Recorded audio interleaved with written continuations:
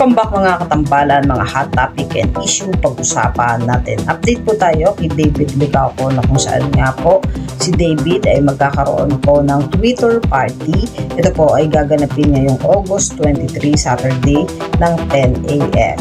At si David nga po ay maglalaro para po sa Team Taho Story para po sa Pilipinas United 3x3 League Viva Light Quest 2025. Nakikita naman si David na napakahusay sa paglalaro ng basketball na parating nga niyang ipinupost sa kanyang social media account. Si David naman po ay nasa Gourmet Beauty Con. Ito po ay simply kilig moment for David Licauco. Ito po ay gaganapin naman sa August 28 ng 2 p.m. Ito po ay sa SMX Convention Center. Samantalang si David din po ay maglalaro naman para sa Team School of Discarte.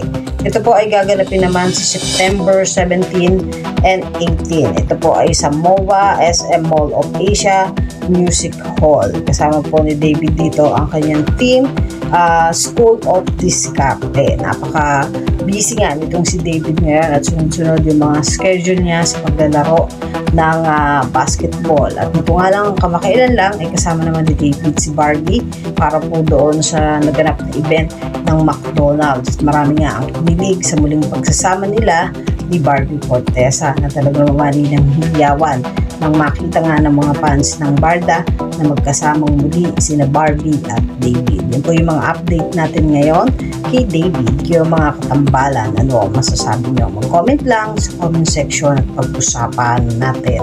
Yan ang mga hot topic and issue dito lamang sa Tambalang Chiki.